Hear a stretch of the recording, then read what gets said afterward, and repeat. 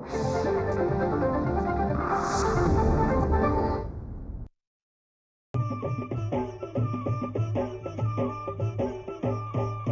काळी आई धनधान्य देई, ही काळी आई धनधान्य देई. जोडते मनाची नाती आमची माती, आमची माणसं, आमची माती, आमची माणसं, आमची माती, आमची माणसं, आमची माती, आमची माणसं, आमची माती, आमची माणसं.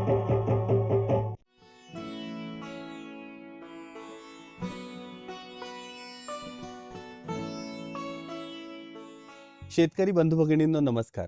सह्याद्री वाहिनीच्या या कृषीविषयक कार्यक्रमामध्ये मी अजिंक्य टिकाळे आपलं सहर्ष स्वागत करतो.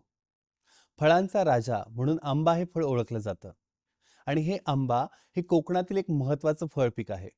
कोकणातील विविध जिल्ह्यांमध्ये हापूस आंब्याची मोठ्या प्रमाणात लागवड केली जाते, तर पश्चिम महाराष्ट्रामध्ये केसर आंब्याची मोठ्या प्रमाणात लागवड केली जाते.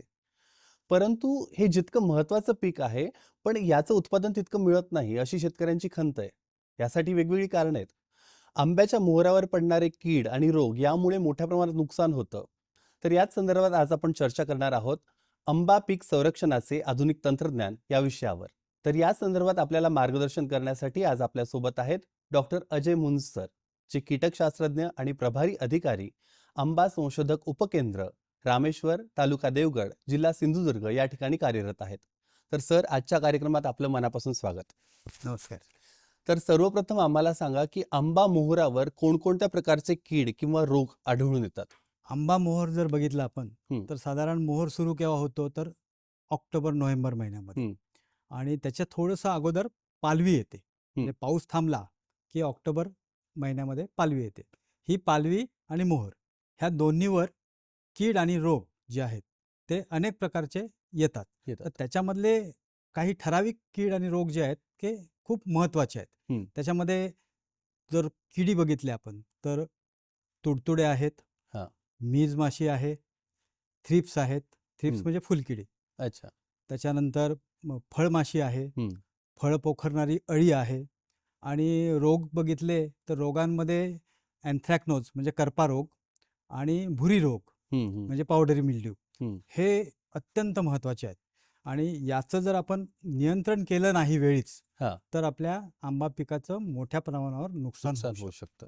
तर सध्या तुम्ही जे वेगवेगळ्या प्रकारचे रोग आणि कीड सांगितल्या, तर त्यापैकी आपण किडीच बद्दल प्रथमतः चर्चा करूया. तर महत्त्वाची कीड कोणती? सर्वात महत्त्वाची जी कीड आहे आंबा पिकाची ती म्हणजे तुडतुडे. आणि म्हणजे आंबा आणि तुडतुडे हे समीकरण अगदी प्रत्येक शेतकऱ्याला माहिती आहे. अच्छा. की त्याला पालवी आली किंवा मोहर आला म्हणजे जी कोवळी स्टेज आहे, कोवळी पालवी किंवा कोवळा मोहर, की त्यावेळेला तो तुडतुडा तिथे येणारच आणि त्या पिकाला डॅमेज करणारच. जी पालवी असते त्या पालवीवर सुरुवातीला म्हणजे ऑक्टोबर महिन्यामध्ये पालवी जी आली त्या पालवीवर पहिल्यांदा डॅमेज तुडतुडा करतो. तर तुडतुडा काय करतो तर तुडतुडे म्हणजे काय तर एक गव्हाच्या दाण्यासारखे छोटे कीटक आहेत. अच्छा. म्हणजे साधारण 3 ते 4 मिलीमीटर आकाराचे, करड्या रंगाचे. आणि हे तुडतुडे कोवळी पालवी आली की त्या कोवळ्या पालवीच्या मध्य शिरेमध्ये अंडी घालतात पाठीमागच्या बाजूला. आणि ज्या ठिकाणी अंडी घातलेली असतात त्या ठिकाणी काय होतं, पान वेडं-वाकडं वाढतं. अच्छा. म्हणजे कोवळी पालवी जी आहे ती आपल्याला बघा वेडी-वाकडी वाढल्यासारखी दिसते. अशी मुरडलेलं म्हणतो आपण त्याला पान. तर तिथे पान जर आपण पाठीमागे उलटं करून बघितलं तर पाठीमागे आपल्याला पानाच्या पाठीमागे जखमा दिसतात. म्हणजे त्या जखमा म्हणजे काय तर तिथे खरवडलेलं असतं आणि अंडी घातलेली असतात. तर त्या अंड्यांमधून पिल्लं बाहेर येतात. ही साधारण किती प्रक्रिया 3 ते 4 दिवसाची. म्हणजे अंड घातलं त्याच्यानंतर 3 ते 4 दिवसामध्ये पिल्लं बाहेर येतात. ही पिल्लं साधारण करड्या रंगाची आणि काळसर रंगाची असतात. छोटी छोटी असतात. ह्यांचं काम काय आहे तर रस शोषून घेणे. कोवळ्या पालवीतून मोहर असेल तर मोहरातून रस शोषून घेणे. रस शोषल्यामुळे काय होतं, ती जी पालवी आहे ती पालवी कोमेजते. पालवीतला रस कमी होतो आणि एकतर वेडी वाकडी वाढतेच प्लस कोमेजते आणि निस्तेज दिसते. हम्म, तसं मोहराचं आहे. मोहराच्या वेळेला समजा तुडतुडा आला हम्म. तो पण काय करतो, मोहरामधून रस शोषून घेतो. मोहरातून रस शोषून घेतला की मोहर कमकुवत होतो, निस्तेज दिसतो. हम्म, आणि तुडतुडा आणखी एक महत्त्वाचं काय करतो, तर जसं रस शोषून घेतो तो अंगावाटे एक चिकट द्रव बाहेर टाकतो अच्छा. आणि तो सर्वात घातक आहे. हम्म, म्हणजे नुसतं रस शोषून घेतला असता तर ठीक होतं, हम्म, पण अंगावाटे जो चिकट द्रव टाकतो हम्म, तो चिकट द्रव सगळीकडे पसरतो, म्हणजे तो बाहेर उत्सर्जित करतो. हम्म, मग ते कोळी पाली असेल तर पालवीवर पडतो, मोहर असेल तर मोहरावर सगळीकडे पसरतो, फळं असतील तर फळावर सगळीकडे पसरतो. आणि हा जो चिकट द्रव आहे, ह्या चिकट द्रवावर निसर्गामधली जी काळी कॅप्नोडियम नावाची बुरशी असते, ही बुरशी वाढते. हा, ही आपला जो कोकण प्रदेश आहे, हा कोकण प्रदेश उष्ण आणि दमट हवामानाचा आहे. हो. या उष्ण आणि दमट हवामानामध्ये बुरशी जी असते ती बुरशी म्हणजे खूप ॲम्पल क्वांटिटीमध्ये असते आपल्या निसर्गामध्ये. आणि त्याला हे जर मिळालं, चिकटा मिळाला, तर त्या चिकट्यावरती बुरशी वाढते. आणि बुरशी वाढल्यामुळे काय होतं, पानं सगळी काळी दिसायला लागतात. हा, मोहर असेल तर मोहर काळा दिसायला लागतो. फळं असतील समजा छोटी, हम्म, त्या फळावर जर तो चिकटा पडलेला असेल तर त्या चिकट्यावर बुरशी वाढली की ती फळंसुद्धा काळी काळी दिसायला लागतात. आणि त्याच्यामुळे उत्पन्नामध्ये मोठ्या प्रमाणावर आपल्याला सेटबॅक बसू शकतो. कारण काय, अशी काळी झालेली फळं बाजारामध्ये विकली जात नाहीत. हो. खरं तर ही बुरशी जी आहे की फळाच्या आतमध्ये गेलेली नसते. फक्त वरच हा असतं. हा रोग काय आतमध्ये जात नाही फळाच्या, हम्म, पण बाहेरून एक कोटिंग बसतं. हा, आणि ते मग कोटिंग बसल्यानंतर जर ज्या वेळेला आपण फळं काढतो हम्म, त्यावेळेला ती आपल्याला काय केली पाहिजेत, ओल्या फडक्याने चांगली फुसली पाहिजेत. हम्म, असं जर केलं तर ती बुरशी निघते, नाही असं नाही. पण आपली कामं खूप वाढतात, मॅनपॉवर जास्त लागते सगळं कामं करायला. आणि त्याच्यामुळे जो खर्च जो आहे, उत्पन्नाचा खर्च, तो खर्च वाढतो. प्लस ज्या वेळेला मोहर आहे, मोहरातून रस शोषल्यामुळे मोहर कमकुवत झालाय, हो. त्यामुळे फळ सेटिंग जे व्हायचं आहे हम्म. ते फळ सेटिंग सुद्धा होत नाहीत. आणि त्याच्यामुळे उत्पन्नावर मोठ्या प्रमाणावर घट येऊ शकते. म्हणजे तुडतुडे हे एक महत्वाची कीड आहे ज्याच्यामुळे उत्पन्नात मोठी घट होते. तर याच्यावर नियंत्रण कसं मिळवता येईल सर आपल्याला? तुडतुड्याचं जर नियंत्रण आपल्याला करायचं असेल तर कुठल्याही एका उपायाने आपल्याला नियंत्रण करता येत नाही. म्हणजे डॉक्टर बाळासाहेब सावंत कोकण कृषी विद्यापीठाने 5 फवारण्यांचं शेड्यूल दिलेलं आहे, एक वेळापत्रक दिलेलं आहे. पण त्याच्या व्यतिरिक्त मी असं सांगेन की एकात्मिक कीड नियंत्रण पद्धतीचा अवलंब करणं गरजेचं आहे. अच्छा. म्हणजे फक्त रासायनिक कीटकनाशकं न वापरता, आजकाल काय झालंय, शेतकरी फक्त रासायनिक कीटकनाशकं जी पटकन बाजारामध्ये मिळतात ती घेऊन येतात आणि त्याचं द्रावण तयार करतात आणि दर 8 दिवसांनी 15 दिवसांनी फवारण्या करत बसतात. तर तसं न करता एकात्मिक कीड नियंत्रणामध्ये काय आहे, तर कीड नियंत्रणाच्या विविध पद्धती आहेत आणि ह्या विविध पद्धती आपण अवलंबल्या पाहिजेत. अच्छा. रासायनिक कीड नियंत्रण हे शेवटी ठेवलं पाहिजे, शेवटचा पर्याय म्हणून. मग सुरुवातीला काय करायचं, तर तुमची जी झाडं आहेत, आंब्याची झाडं, कारण काही ठिकाणी जर आपण बघितलं तर वडलार्जित लावलेली झाडं आहेत, ही खूप उंच वाढलेली आहेत आणि खूप दाट झालेली आहेत. तर ह्याच्यामुळे काय होतं, दाट झालेली झाडं असतात त्यामुळे मायक्रो क्लायमेट डेव्हलप होतं बागेमध्ये. मग हवामान एकदम दमट होतं. त्याच्यानंतर हवा खेळती राहत नाही, सूर्यप्रकाश जो आहे तो जमिनीवर येत नाही दाट बागेमुळे. मग अशी जर दाट बाग झालेली असेल तर ही दाट बाग आपण छाटणी केली पाहिजे. अच्छा. बागेमध्ये पुरेसा सूर्यप्रकाश आला पाहिजे, हवा खेळती राहिली पाहिजे, अशा दृष्टीने आपण बागेची छाटणी करायची. छाटणी केल्यामुळे आपली फवारणी सुद्धा परिणामकारक होते. कारण जर दाट बाग झालेली आहे आणि आपण फवारणी करत असू तर ती परिणामकारक फवारणी होत नाही. समजा फांद्या सरळ सरळ वाढलेल्या आहेत तर उंच फांदीवर आपल्याला फवारणी करता येत नाही. त्यामुळे जर आपण त्याची उंची मर्यादित ठेवली तर आपल्याला फळं काढणी सुद्धा चांगलं करता येते. फवारणी जी आपण करतो ती फवारणी सुद्धा प्रत्येक ठिकाणी व्यवस्थित होते आणि त्याच्यामुळे आपल्याला नक्कीच चांगल्या प्रकारे कीड नियंत्रण करता येऊ शकतं. हा झाला एक घटक.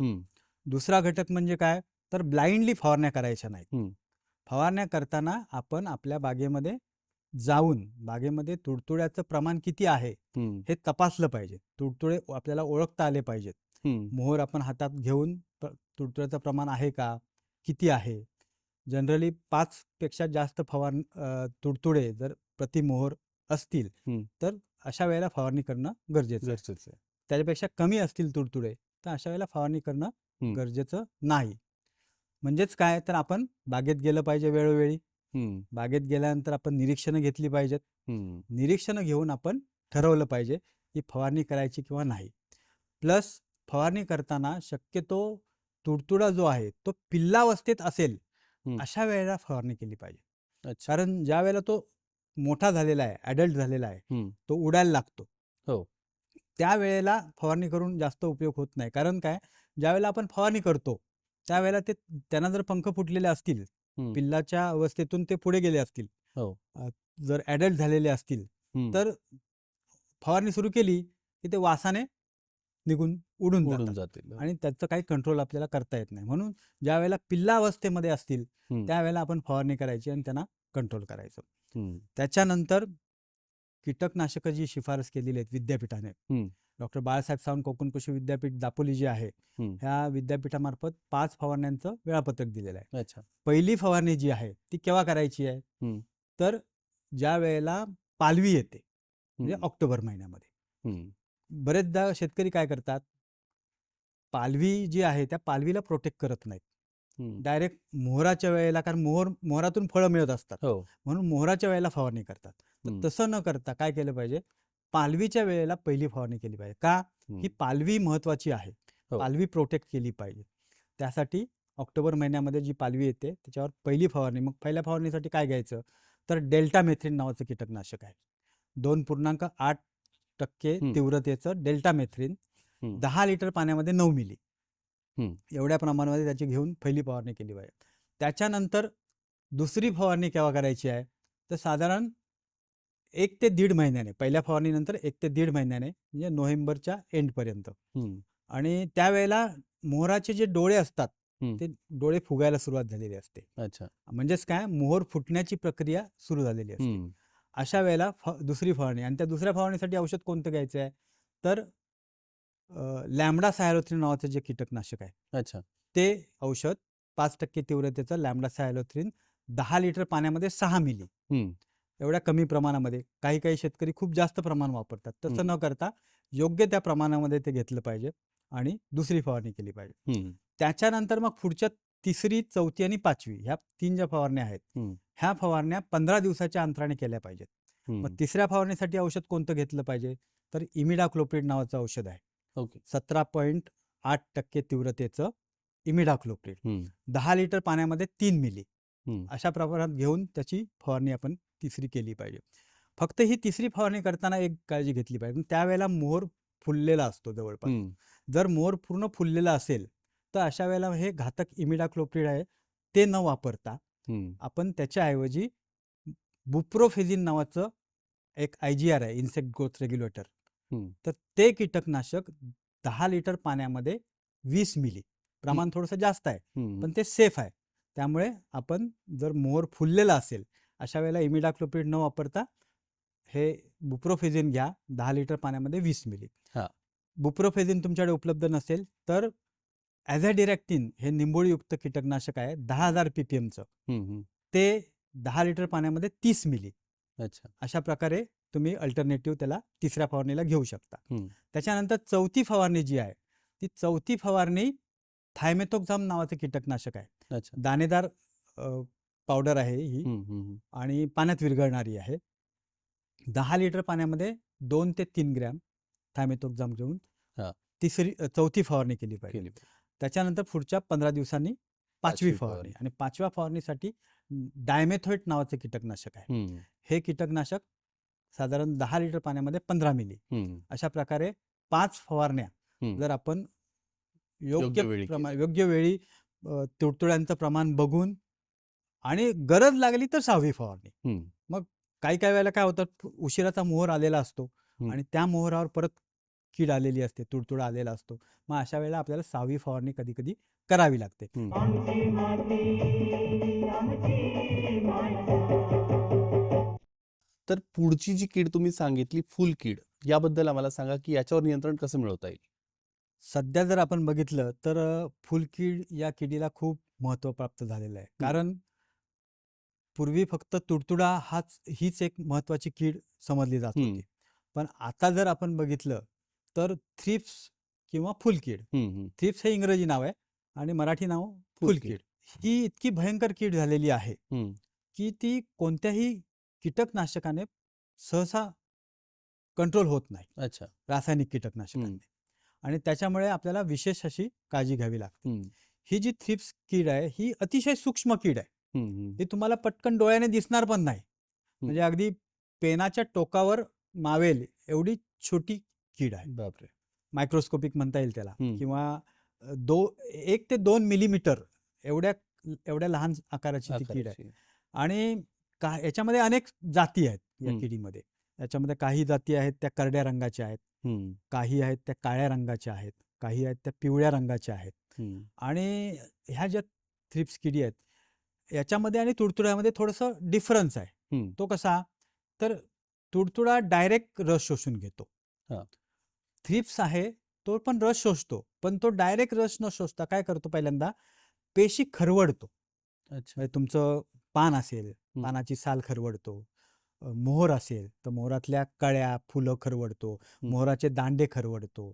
त्याच्यानंतर फळं, फळांचं जे बाहेरचं आवरण आहे ते म्हणजे हिरव्या रंगाचं आवरण ते हं. खरवडतो. आणि फळांचं हिरव्या रंगाचं आवरण खरवडल्यामुळे काय होतं? तर फळांचा जो बाहेरचा हिरवा रंग आहे तो हं. हिरवा रंग जातो हं. आणि तिथे करडा रंग येतो, हं. तपकिरी रंग येतो. हं. आणि तुमचं फळ जे आहे, जे हिरवं दिसायला पाहिजे, कोवळं फळ, हं. ते हिरवं न दिसता ते कसं दिसतं? तपकिरी चिकूसारखं दिसतं. हं. बऱ्याचदा जर शेतकरी म्हणतात की साहेब आमच्या आंब्याचे सगळे चिकू झाले. हं. म्हणजेच काय? तर थ्रिप्सने त्याच्यावर अटॅक केला. थ्रिप्सने बाहेरचं आवरण जे आहे ते सगळं खरवडलं आणि त्याच्यामुळे तो जो कलर आहे तो कलर चेंज झाला हं. आणि तो तपकिरी झाला. तर ही जी कीड आहे थ्रिप्स, हं. याच्या नियंत्रणासाठी डॉक्टर बाळासाहेब सावंत कोकण कृषी विद्यापीठाने जी शिफारस दिलेली आहे हं. त्या शिफारशीमध्ये सर्वात पहिलं महत्त्वाचं काय आहे? तर ज्या वेळेला फळांवर प्रादुर्भाव वाढतो हं. जो तुम्हाला जर लक्षात आलं की लक्षात थ्रिप्स दिसायला लागतात फळावर, हं. तुम्हाला थोडंसं बारकाईने पाहावं लागतं. हं. जर तुम्ही भिंग घेऊन बघितलं तर अगदी व्यवस्थित दिसतात. हो. फळावर ते खाताना दिसतात, हं, म्हणजे हं. साल खरवडताना दिसतात. मग असे जर दिसायला लागलं तर लगेच आपण फवारणी करायची आहे. अच्छा. मग त्यासाठी स्पिनोसॅड नावाचं कीटकनाशक आहे. हं. 10 लिटर पाण्यामध्ये 2.5 मिली या एवढ्या कमी प्रमाणामध्ये ते घेऊन फवारणी केली. थोडंसं महाग आहे औषध आहे, हं, हं. पण पहिली फवारणी लगेचच करायला पाहिजे. त्याच्यानंतर साधारण 10 ते 12 दिवसाच्या अंतराने दुसरी फवारणी हं. लगेचच. थायमेथोक्झाम नावाचे कीटकनाशक जे आहे, जे मगाशी मी तुम्हाला तुडतुड्यासाठी सांगितलं, अच्छा. तेच इकडे सुद्धा तुम्हाला घेता वापरता येतं. येईल. हं. अशा 2 फवारण्या तुम्ही पाठोपाठ केल्या हं. तर थ्रिप्सचं प्रमाण आपल्याला कमी करता येतं. हं. पण हल्ली जर बघितलं तर गेले अनेक म्हणजे गेले 10 वर्ष तरी आपल्याला थ्रिप्सचा प्रादुर्भाव मोठ्या प्रमाणात जाणवायला लागलेला आहे. अच्छा. आणि थ्रिप्समध्ये एक प्रॉब्लेम असा आहे की औषधं पचवण्याची ताकद थ्रिप्समध्ये लवकर डेव्हलप होते. हां. दर 3-4 वर्षांनी एखादं औषध जर आपण शिफारस केलेलं आहे हं, तर हं. 3-4 वर्षामध्ये ते पचवण्याची क्रिया त्याच्यामध्ये तयार होते तर आणि त्याच्यामुळे ते औषध परत पुढे काम करत नाही. अच्छा. त्याच्यामुळे आज काय झालंय की रासायनिक कीटकनाशकं काम करत नाहीत. हं. मग त्यासाठी काय करायचंय की थोडीशी ऑर्गॅनिक स्वरूपाची जी कीटकनाशक आहेत, ज्यांच्याकडे थ्रिप्सचा प्रादुर्भाव खूप आहे, हं. अशा ठिकाणी मग निंबोळी अर्क आहे, करंज अर्क आहे, हं. दशपर्णी अर्क आहे, हं. निंबोळी तेल आहे, करंज तेल आहे, हं, हं. गोमूत्र आहे. हे जे घटक आहेत हं. याची फवारणी आलटून पालटून 10 ते 12 दिवसाच्या अंतराने केली पाहिजे. अच्छा. हे जर केलं मग फवारण्यांची संख्या थोडीशी वाढली हं. तरी चालेल, पण हे स्वस्त आहेत घटक. हं, हं. एकतर स्वस्त आहेत आणि त्याचे इफेक्ट सुद्धा चांगले हं, हं. मिळतात थ्रिप्ससाठी. हं. बाकी रासायनिक कीटकनाशकाचे तेवढे इफेक्ट आपल्याला मिळत नाहीत. त्यामुळे अशा प्रकारे जर फवारणीचं आपण नियोजन केलं हं, हं. तर तुम्हाला थ्रिप्स या किडीचं चांगल्या प्रकारे कंट्रोल आपल्याला करता येऊ शकतं. आमची माती आमची माणसं. आता जो दुसरा शत्रू आहे रोग, याच्याबद्दल सांगा. कोणकोणते रोग आणि कसं नियंत्रण मिळवायचं? रोगामध्ये जर बघितलं आपण हं. तर 2 महत्त्वाचे रोग आहेत. हं. एक म्हणजे करपा रोग हम्म. आणि दुसरा म्हणजे भुरी रोग. हा. तर करपा रोग जो आहे हम्म. हा पालवीवर येतो, मोहरावर येतो हम्म. आणि फळांवर पण येतो. हम्म. हा रोग म्हणजे काय तर काळे काळे ठिपके. हा. पालवी जर असेल तुमची पानं, कोळी पानं, तर हम्म. कोळ्या पानावर तुम्हाला सुरुवातीला काळे काळे ठिपके उठलेले दिसतात. हा. हे ठिपके नंतर वाढत वाढत जातात. हम्म. त्यांच्या भोवताली एक असं पिवळं वर्तुळ दिसतं तुम्हाला. अच्छा. हा. आणि ते स्पॉट एकत्र वाढत वाढत जाऊन एकत्र मिसळतात हम्म. आणि मिसळलं की पान पूर्ण तुमचं करपल्याला दिसतं. करपलं. सुरुवातीला पानावर डॉट दिसतात आणि पानं करपतंय असं कळतं. हम्म. नंतर ते स्पॉट एकत्र मिसळतात आणि सगळं पान करपल्यासारखं दिसतं. हम्म. त्याच्यानंतर मोहरावर काय होतं, तर मोहरावर मधली जी फुलं आहेत, कळ्या आहेत, त्याच्यावर ठिपके उठतात हम्म. आणि मोहर पूर्ण तुमचा तपकिरी होतो, तांबूस होतो हम्म. आणि फळधारणा होत नाही. हम्म. म्हणजे त्याला जी सेटिंग व्हायला पाहिजे ते सेटिंग व्यवस्थित होत नाही. हो. आणि समजा जर सेटिंग झालेलं असेल, फळं छोटी लागलेली असतील, तर त्या फळांवर सुद्धा छोटे छोटे काळे काळे डाग उठायला सुरुवात हम्म. होतं आणि मग हे डाग एकत्र येऊन फळ सुद्धा तुमचं पूर्ण काळं पडतं. हम्म. म्हणजे अशा प्रकारे तुमचं मोहर पण खराब केला जातो, पालवी पण आणि फळ फळ पण. पण. याचं जर नियंत्रण आपल्याला करायचं असेल हम्म. तर त्यासाठी आपण आपली जी मगाशी मी तुम्हाला 6 फवारण्यांची जी हम्म. वेळापत्रक सांगितलं, हम्म. तर त्या वेळापत्रकामध्ये मी तुम्हाला कीटकनाशकं सांगितली. हो. त्याच कीटकनाशकांच्या बरोबरीने त्याच द्रावणामध्ये हम्म. जर आपण बुरशीनाशक मिसळलं, अच्छा. तर कारण काय हे मी तुम्हाला काय सांगितलं, पालवीवर किडी पण येतात, त्याचप्रमाणे त्याच वेळेला रोग पण रोग येतात. पण येतात. म्हणजे किडी आणि रोग हे दोन्ही एकाच वेळेला आलेले असतात. हम्म. मग त्यामुळे कीटकनाशकाच्या द्रावणामध्ये आपण बुरशीनाशक सुद्धा मिक्स करायचं आहे. मग हा जो करपा रोग आहे, हम्म. त्या करपा रोगासाठी डॉक्टर बाळासाहेब सावंत कोकण कृषी विद्यापीठाने जी शिफारस केलेली औषधं आहेत, हम्म. बुरशीनाशकं आहेत, त्यामध्ये प्रामुख्याने तुमचं कार्बेंडॅझिम अधिक मँकोझेब हम्म. नावाचं तयार मिश्र बुरशीनाशक आहे. हम्म. 10 लिटर पाण्यामध्ये 20 ग्रॅम. अच्छा. त्याच्यानंतर दुसरं बुरशीनाशक जे आहे ते म्हणजे थायोफेनेट मिथिल नावाचं बुरशीनाशक, हम्म. 10 लिटर पाण्यामध्ये 10 ग्रॅम. अच्छा. त्याच्यानंतर तिसरं बुरशीनाशक आहे ते म्हणजे कार्बेंडॅझिम, हम्म. 10 लिटर पाण्यामध्ये 10 ग्रॅम.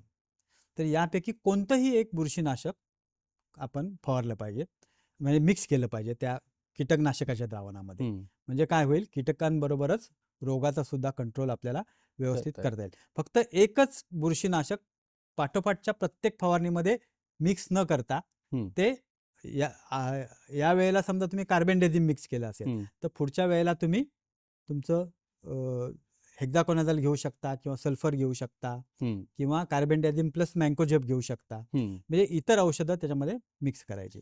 सर, शेवटी तुम्ही आपल्या शेतकरी बांधवांना काय संदेश देऊ इच्छिता? अ, सर्वात महत्त्वाचं जे आहे ते म्हणजे मॉनिटरिंग. हम्म. म्हणजे बागेमध्ये तुमचं लक्ष असणं गरजेचं आहे. हम्म. बागेमध्ये तुम्ही फिरलं पाहिजे. रोग आलेत काय? कीड आली काय? कीड असेल तर कीड नक्की कुठली आहे? हम्म. कीड ओळखायला शिकलं पाहिजे. मग समजा आपल्याला ओळखता येत नसेल, तर अशा वेळेला आपण नजीकच्या संशोधन केंद्राला भेट दिली पाहिजे. हम्म. तिथले जे तज्ज्ञ असतील त्या तज्ज्ञांशी आपण चर्चा केली पाहिजे. आपल्याकडे जे काही काढलेले फोटो असतील, ते फोटो आपण तिथल्या त्या तज्ज्ञांना दाखवले पाहिजेत, की बाबा माझ्याकडे या प्रकारच्या किडी आहेत, हे नक्की काय आहे? ह्याच्यासाठी नक्की कोणत्या प्रकारचं कीटकनाशक वापरलं पाहिजे, कोणत्या प्रकारचं बुरशीनाशक वापरलं. हम्म. तर म्हणजे आपण आपल्या संशोधन केंद्राला भेट देणं गरजेचं आहे. गरजेचं आहे. त्याच्यानंतर फवारणी करताना अनेक शेतकरी काय करतात, की एकच एक कीटकनाशक हम्म. पुन्हा पुन्हा फवारतात. हा. तसं न करता प्रत्येक फवारणीसाठी शक्यतो औषध बदलणं गरजेचं आहे. हम्म. कारण काय होतं, एकच औषध जर तुम्ही सतत मारत राहिलात तर हम्म. त्याच्यामुळे काय होतं, रेझिस्टन्स डेव्हलप होतो. हम्म. किडीला प्रतिकार क्षमता किडीमध्ये तयार होते हम्म. आणि ती भविष्यामध्ये त्या औषधाला दाद देत नाही. हम्म. त्याच्यामुळे औषधं बदलणं गरजेचं आहे. फवारणी करण्याची वेळ सुद्धा महत्त्वाची आहे. हो. फवारणी करताना शक्यतो तुम्ही सकाळी लवकर सुरू करून दुपारी 11 वाजेपर्यंतच फवारणी करा. हम्म. पुढे ऊन वाढलेलं असतं, अशा वेळेला फवारणी करणं टाळा. दुपारी 3 ते 3:30 पर्यंत फवारणी करू नका. परत 3:30-4च्या नंतर फवारणी फवारणी सुरू सुरू करा आणि करा. उशिरापर्यंत करा. अच्छा. असं जर तुम्ही केलं तर तुमची फवारणी आहे ती परिणामकारक होईल हम्म. आणि तुमचं कीड आणि रोगांचं जे नियंत्रण करायचं आहे ते कीड आणि रोगांचं नियंत्रण चांगल्या प्रकारे होऊ शकेल असं हम्म. मला वाटतं. तर शेतकरी बंधू भगिनींनो, सरांनी सांगितल्याप्रमाणे 6 वेगवेगळ्या फवारणी या योग्य वेळी करून आणि कीटकनाशक आणि बुरशीनाशकांचा योग्य प्रकारे वापर करून आपण आंब्याचं उत्पादन जास्त प्रमाणात घेऊ शकतो. तर सर, आज तुम्ही स्टुडिओमध्ये आलात आणि आमच्या शेतकरी बांधवांना अमूल्य अशी माहिती दिली, त्याबद्दल सह्याद्री वाहिनीतर्फे आपले मनापासून आभार. धन्यवाद. धन्यवाद.